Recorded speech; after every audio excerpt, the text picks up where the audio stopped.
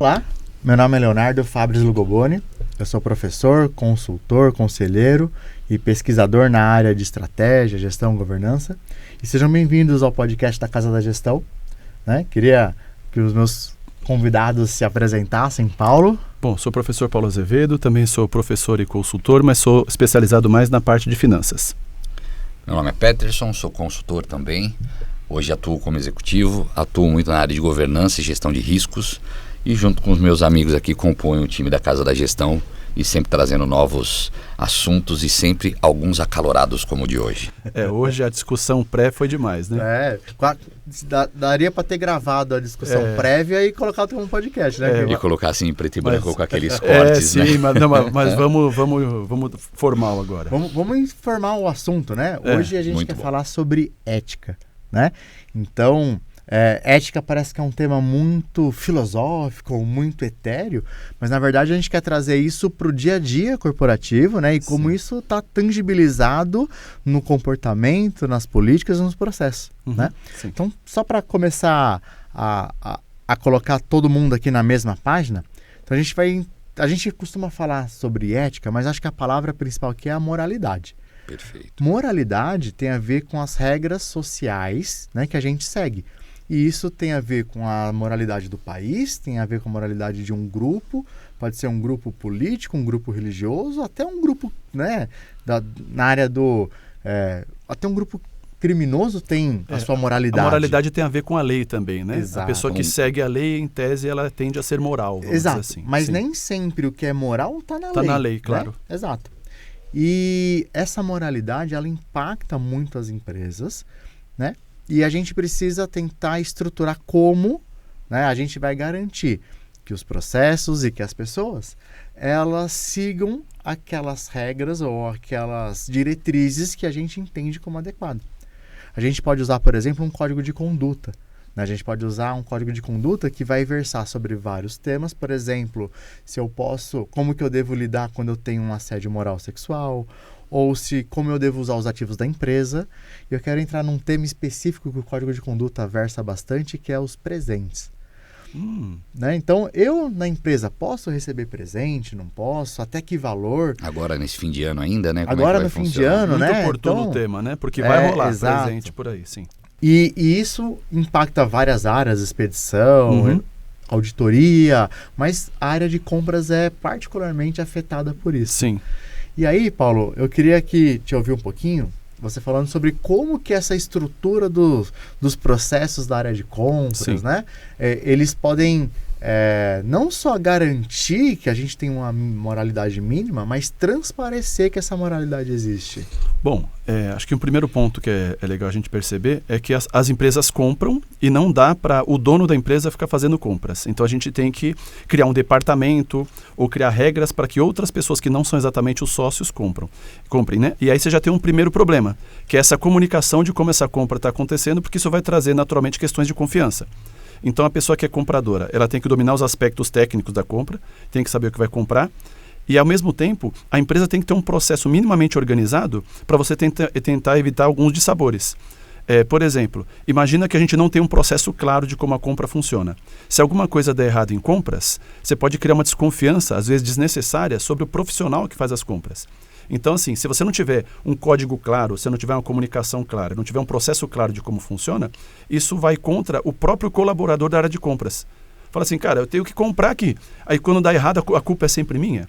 Então, se não tiver um processo organizado, um código de conduta, talvez um código de ética, talvez uma política de compras clara, não tiver um processo de aprovação interno, um processo de identificação das demandas, que às vezes vem do departamento industrial, às vezes o departamento tem um almoxarifado especificamente, às vezes é material de escritório. Auditoria. A auditoria é um ator que participa disso, mas o meu ponto é, se a gente não tiver um processo de compra organizado, que trata desse tema também de ética, de moral, de como está dentro da lei e dentro da política interna da organização, você cria uma sistemática que você deixa o colaborador desguarnecido.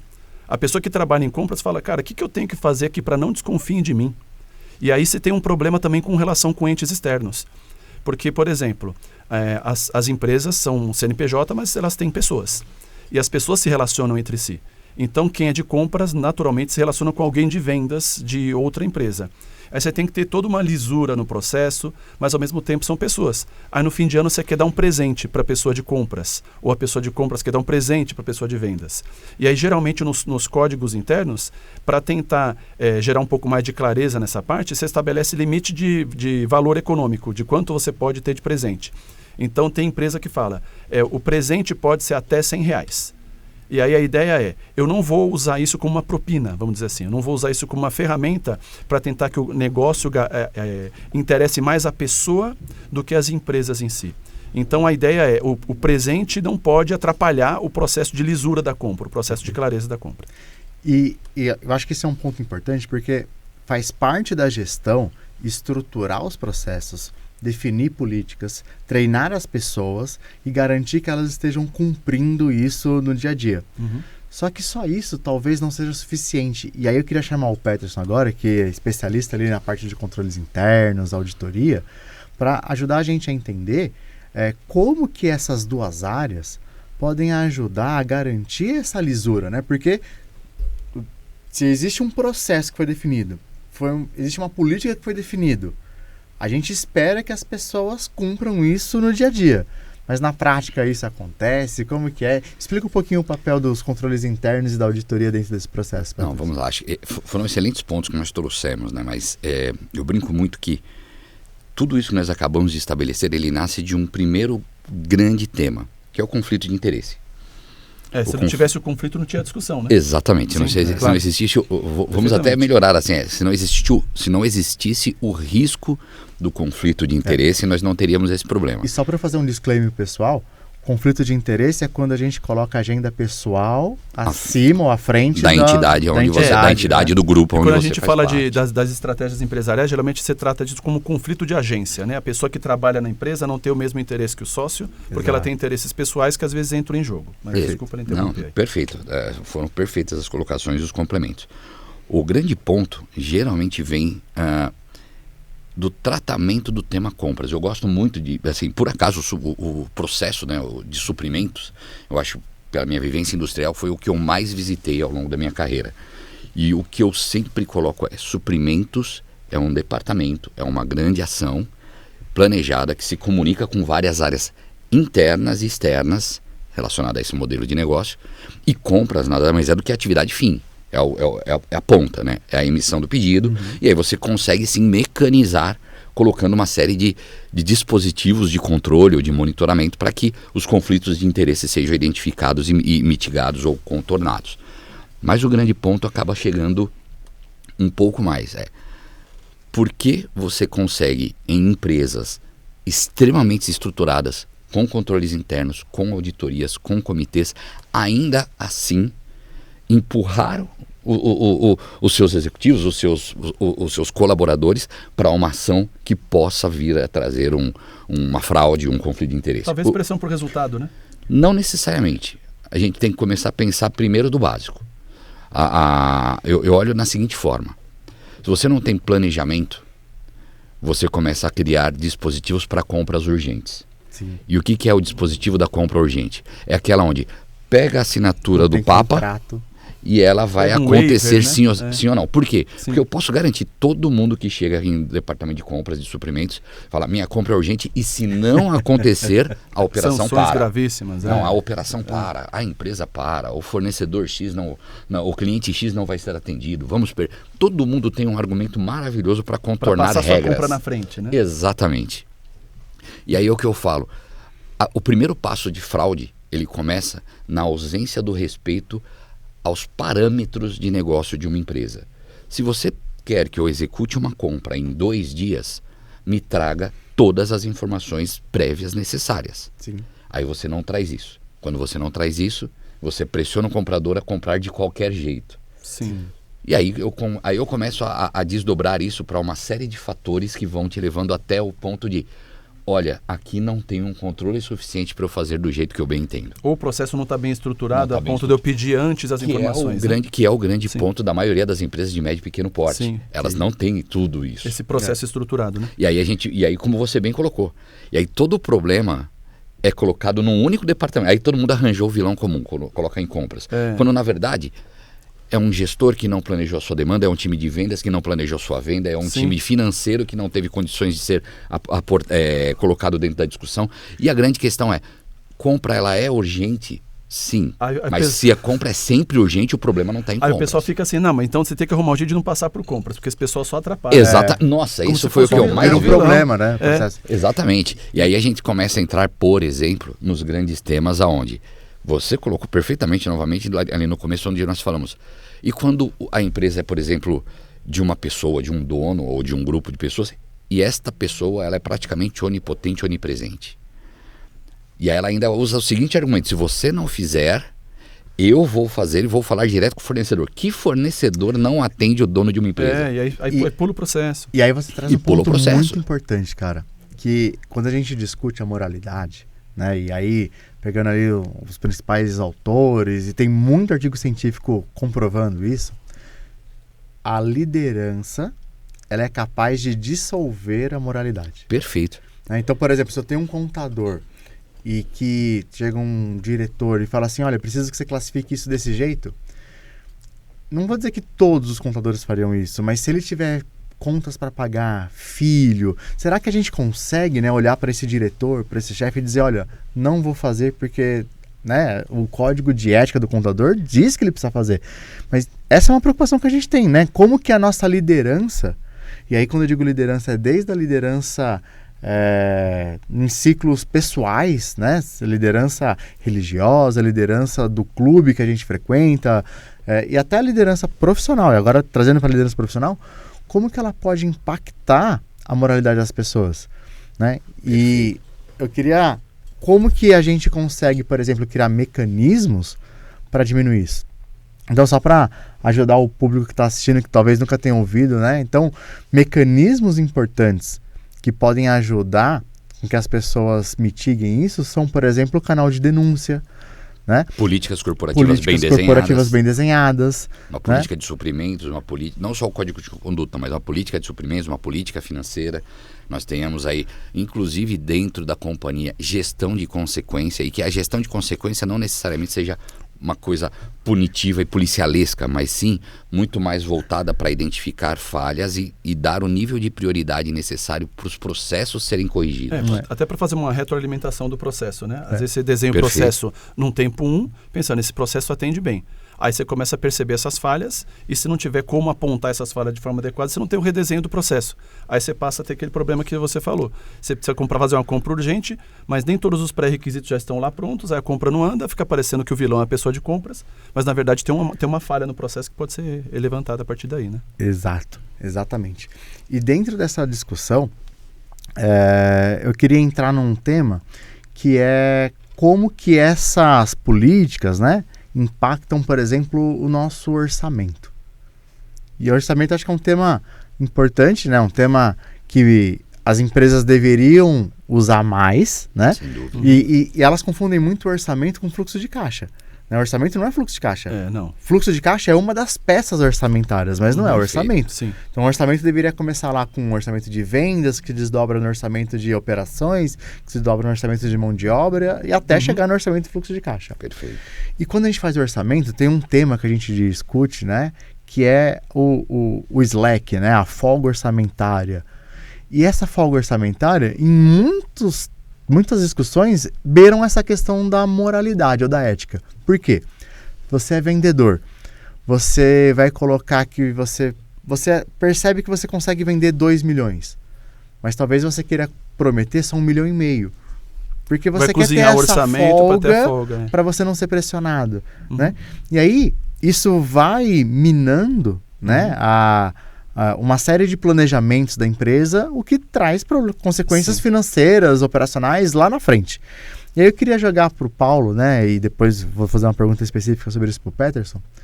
Do ponto de vista financeiro, quando a gente olha o balanço, quando a gente olha CAPEX, quando a gente olha como que você enxerga que essa folga orçamentária, quando mal planejada e mal executada, pode impactar as empresas? Cara, acho que tem muita coisa importante nesse tema que você trouxe, mas vou tentar pegar alguns pontos aqui.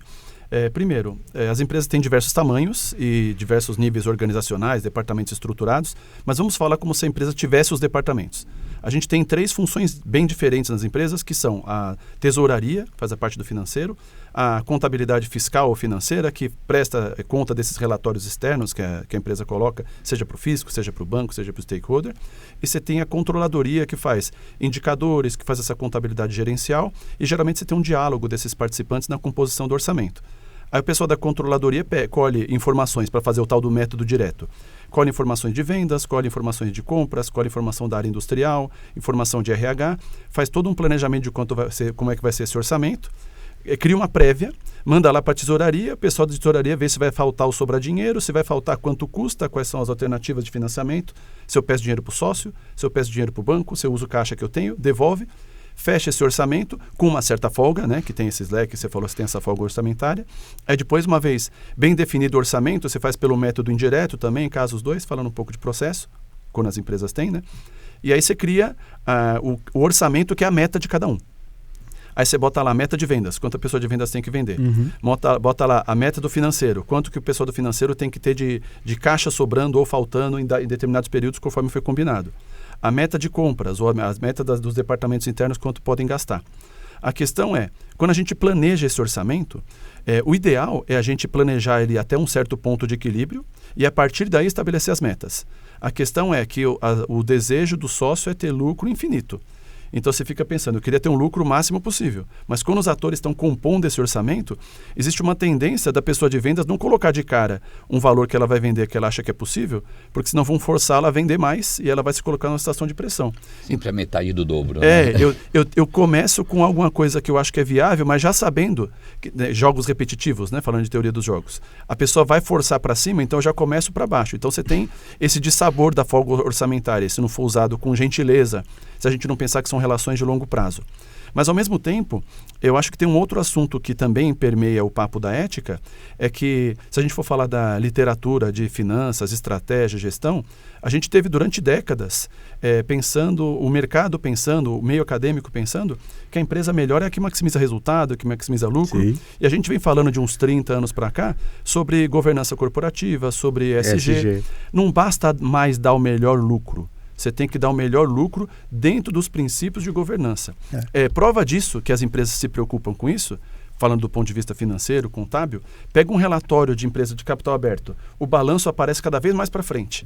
Aquele relatório da administração que é o começo, antes era a empresa se posicionando em relação a indicadores. Simplesmente, né? Indicador de resultado, bota lá EBITDA ajustado, percepção de mercado.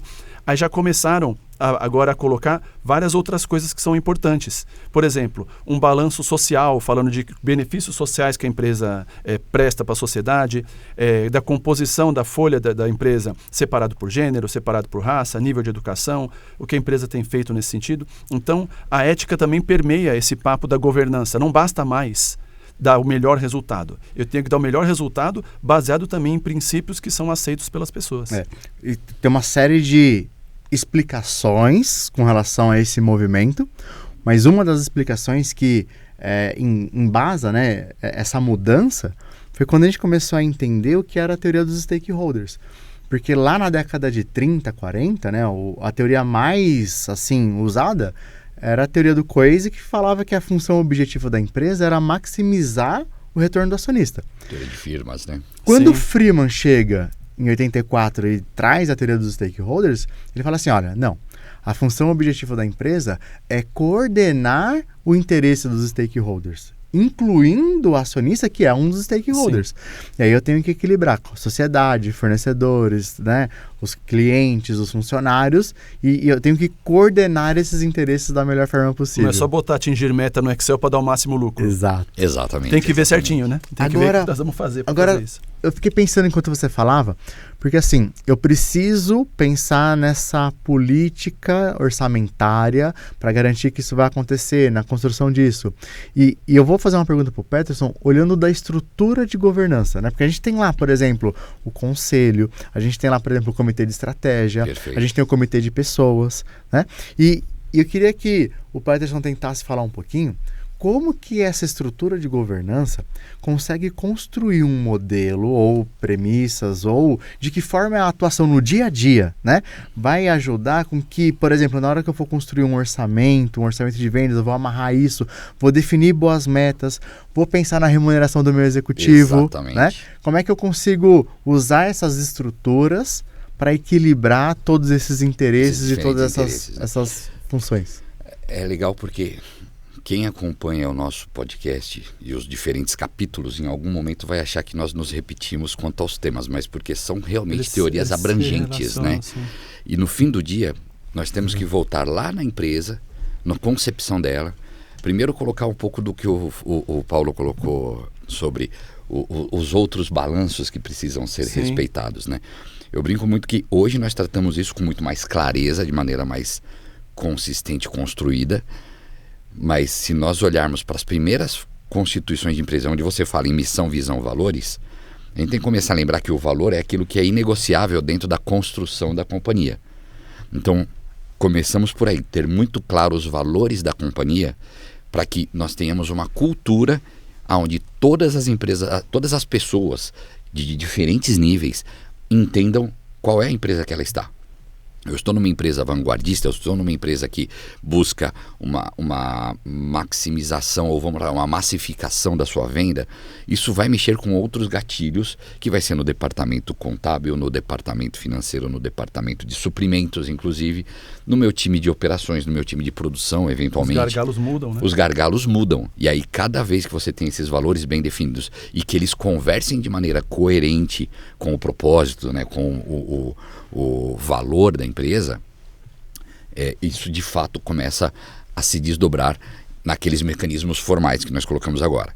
Então nós começamos agora a compreender quais são os comitês importantes, porque muito se preocupa com os comitês estatutários. Mas o comitê estatutário é como eu brinco, isso é aquilo que foi feito por força de lei para que você tenha que responder minimamente, ou seja, uma boa prática mínima a ser acertada. Mas volto a dizer, nós não podemos utilizar essas ferramentas, esses mecanismos só para prestação de contas, mas sim para a constituição da estratégia.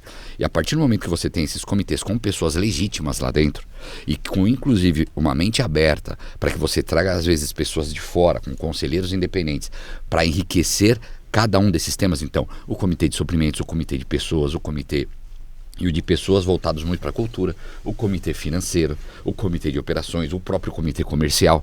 Esses comitês trabalharem de maneira sinérgica, levarem para o conselho propostas consistentes e que você tenha ali um time executivo capaz de construir um planejamento estratégico amarrado a um bom orçamento que traduza tudo isso. Porque no fim do dia nós falamos muito bem dessas ferramentas, mas nós temos que tomar alguns cuidados aonde as ferramentas isoladas não resolvem os problemas das empresas. Tudo isso tem que estar conectado. Faz parte de um grande, né, de um grande organismo conectado, né? Exatamente. Eu acredito que nós três aqui, em algum momento de nossas carreiras, fomos convidados por alguma companhia para fazer um projeto onde ele isolou um determinado produto, um determinado serviço e falou, eu quero que você faça só isso. Pô, eu até faço, mas isso não vai resolver o seu problema. Exato. Na verdade, o seu problema é mais essencial. Então, nós temos que pensar, sim, na construção desses comitês, nós temos que pensar num bom planejamento estratégico e num bom orçamento. E, por fim, e óbvio que acho que um pouco trazendo a sardinha para o meu lado, né? Processos muito bem desenhados com os seus pontos de riscos operacionais. E por que eu digo operacionais? Voltamos sempre para aquela nossa conversa. Eu preciso ter um processo bem alinhado à minha estrutura e à minha estratégia, e aí sim, a não execução do processo e não a execução má. Quando eu digo má execução é que assim, eu posso não comprar, mas eu também posso comprar errado. São duas coisas diferentes. Sim. A partir do momento que fica muito claro dentro das políticas corporativas o que é uma boa compra, então eu começo a garantir que a minha atividade operacional naturalmente se comunique com o objetivo maior da organização.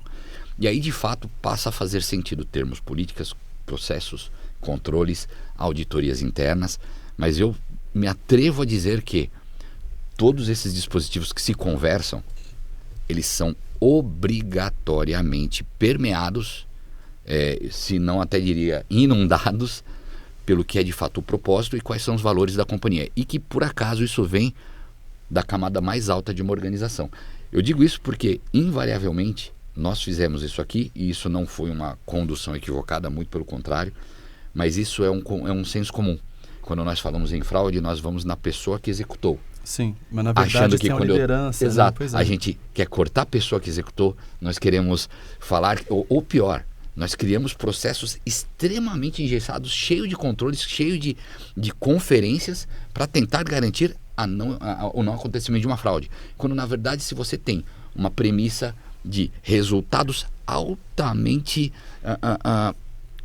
agressivos e uma cultura quase que de oprimir a pessoa, ou você atinge ou você está fora, Sim. aí sim eu posso garantir, você empurra seus executivos para isso. Você cria uma situação difícil. Exato, Sim. mas a gente não pode pensar que a competitividade é um problema da fraude, não.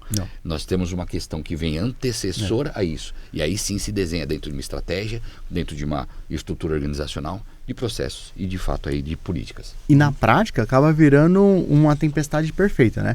Porque eu crio um ambiente onde eu tenho metas extremamente agressivas, eu crio um ambiente onde eu forço a competição excessiva, né, que vai além do que é saudável, né, criando uma competição e não uma cooperação com objetivos inalcançáveis. Exato. Né? Eu tenho muitas vezes lideranças que têm o conflito de agenda que o Paulo falou, e aí, né, colocam a sua própria agenda pessoal, né, porque tem o seu bônus, ele tem o seu pressiona o time de trabalho. vendas para bater o bônus e não para fazer a empresa atingir o objetivo. E isso vai criando ali uma tempestade perfeita que do ponto de vista de moralidade e ética vai trazer consequências complicadas, né? E aí, por exemplo, por isso a importância, por exemplo, de eu ter um comitê de pessoas pensando numa política de remuneração que equilibre, por exemplo, né, metas que sejam agressivas até um limite que é atingível e saudável, né, que eu consiga ter um comitê de pessoas garantindo, por exemplo, que eu tenha líderes que pressionam, né, de uma forma adequada, mas que aquela matriz 99, né, que conseguem entregar resultados, mas também conseguem cuidar de pessoas. Exato. E que eu tenha ali uma estrutura que eu consiga performar num nível muito alto, mas sem ter problemas de moralidade por causa do modelo que eu construí, né? E não por causa das pessoas. A falta de moralidade vai ser só consequência da estrutura que eu montei. Eu até só queria colocar uma fala num ponto que você colocou agora. O líder que pressiona. Se o líder pressiona, ele já não é líder. Ele tem que conduzir e orquestrar. Porque se ele pressiona, ele já acabou de mostrar que ele não tem a capacidade de ter um objetivo claro e ele começa a empurrar todo mundo para ele, né? Bom, um ponto que nós falamos antes, já vou trazer aqui então, pensando no líder que pressiona. Algumas atividades da empresa, naturalmente, elas trazem uma certa pressão pela própria natureza da atividade, né? Que é vender, então você tem venda, você tem prazo para que a coisa aconteça, você tem as suas estratégias para conseguir os clientes, para tentar fazer as propostas comerciais, para que tudo isso atinja seus resultados. Quando a gente tem essa pressão por resultado, a gente pode a pressão se tornar direta ou indiretamente a pressão sobre o colaborador. E a gente falava antes sobre a dificuldade que a gente tem, por exemplo, em mercados muito competitivos, em que você tem a ética como fator de sucesso ou fracasso numa negociação. E aí você pensa o seguinte: alguma empresa que está no mercado mais competitivo. Mas eu não consigo competir com a empresa tal porque o cara não emite nota, porque o cara tem informalidades. Bom, você sabe muito bem que eu estudei informalidade no doutorado, né?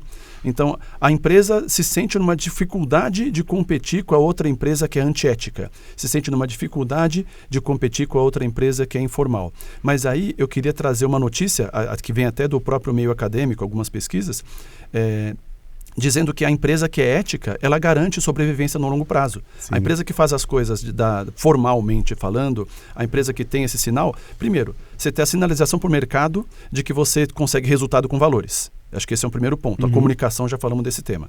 Segundo, quando você faz as coisas formalmente, você não sonega impostos, você tem uma empresa que não paga por fora, você tem uma empresa que as coisas funcionam de uma forma totalmente dentro da moral e da ética, você tem várias facilidades que aparentemente não existem, mas você tem várias facilidades que a outra empresa não tem.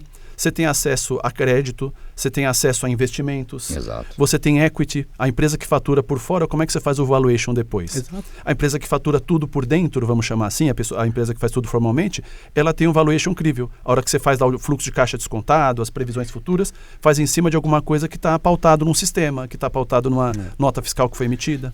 E veja como essa discussão é importante, né? Tem até uma teoria que discute isso de forma direta, que é o curtoprazismo. Curtoprazismo. O que né? A tradução ontem, é a melhor tradução possível para o português. Para ontem. Que quando eu tenho, por exemplo, um foco na receita do mês, por exemplo, talvez eu esteja disposto a vender sem nota, né? Para garantir margem, né? Eu tenha decisões operacionais que não são melhor para a empresa a longo prazo. Por exemplo, eu vou cortar manutenção, eu vou cortar investimento em publicidade, eu vou cortar treinamento. Para bater a meta de venda, eu vou vender com menos margem. Vender com menos margem. E isso traz talvez caixa no curto prazo. Mas na hora que a gente olha a estratégia de longo prazo, a sobrevivência, né? E como a gente consegue fazer organizações duradouras, isso é um tiro no pé. Né? Porque faz Você mexe até com o posicionamento da marca, exato. Você vai mexer com vários outros porque aspectos que sustentam a empresa. Como falamos antes, o preço também é um atributo de valor, né? Se você não posicionar adequadamente o seu produto, mas eu tenho que vender mais barato, o meu mercado é muito competitivo, fala, tá bom, será que você está posicionando corretamente o seu produto? Você entrega, inclusive, você está vendendo para a pessoa certa? Esse acho que é o ponto crucial dessa nossa conversa. Porque, por exemplo, pegando um gancho do tema que você trouxe, Paulo, puxa, eu estou competindo com outras empresas que não emitem nota fiscal. Como que eu vou competir com ele? Será que vocês não estão vendendo para públicos onde eles estão aptos também a fazer esse tipo de negócio e você não precisa redirecionar a sua estratégia comercial? Será que esse é o seu perfil? Exatamente. O público-alvo precisa ser muito bem entendido. Eu gosto muito quando você coloca esse tipo de exemplo, porque, por exemplo, ao longo da minha carreira, muitas empresas buscavam certificações, ISO de toda sorte, né? Ou outras certificações de qualidade, e sempre vinha a pergunta, puxa, por que eu vou gastar dinheiro com isso? E às vezes você gasta, ou melhor, você investe nisso. Sim. Com governança, com transparência, com certificados de qualidade, para que você possa acessar outros mercados onde os seus concorrentes, de fato, não tenham práticas danosas ao mercado e à sociedade. Sim, e não somente. Exatamente. E aí o curto-prazismo começa a realmente se dissipar naturalmente a partir do momento que você define muito bem seu público-alvo e como você se prepara para entrar nesse mercado. E o empresário, muitas vezes, ele acha que o volume, né? Então eu tenho que vender nesses clientes muito X, volume, né? Porque eu quero ter muito volume, e aí tudo bem eu tenho uma margem menor, mas o volume. Mas, na verdade, a empresa não deveria ser medida por quanto ela fatura, né? Ela deveria ser medida por quanto ela ganha de dinheiro. E às vezes você ter um faturamento muito menor, com uma margem muito melhor, é muito melhor do que você ter um faturamento gigantesco, uma margem apertada, que qualquer desvio desse caminho pode fazer você ter grandes prejuízos. Só que eu acho o seguinte, para fazer isso, a gente tem que pensar na empresa e como a gente faz a gestão da empresa, por exemplo, medindo indicadores, esse pode ser um tema para um novo podcast. Sem sombra de dúvidas.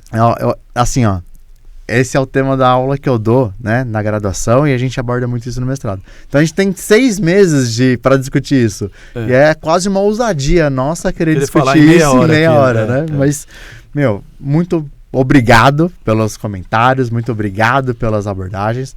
Eu acho que, de novo, a gente pode pegar esse tema e rachar ele em vários outros subtemas depois, mas a gente vai ter que deixar isso para outros podcasts, para outros videocasts. E queria agradecer quem assistiu aqui até agora, mandar um abraço. Paulo? Obrigado. Eu acho que esse tema de falar de ética é muito importante. A gente acha que ética está no etéreo, está fora do nosso dia a dia. Sim, mas a gente tem muitas ações práticas para fazer. Eu sou entusiasta da área. Acho que a gente pode trabalhar de um jeito ético e ter bons resultados. Bom, além do prazer de sempre estar com vocês e falar de assuntos super relevantes e importantes, eu gostei muito da mensagem final que o Paulo trouxe agora, né? No fim das contas, ética ela não é simplesmente algo aonde nós fazemos por fazer ou por ser fancy ou por ser bonito. Trabalhar de forma ética traz mais resultado. Exato. E quando não traz resultado, evita prejuízos. Sim. Perfeito. Muito bem colocado. Pessoal, muito obrigado. Vejo vocês num próximo vídeo. Valeu, gente. Até mais. Obrigado.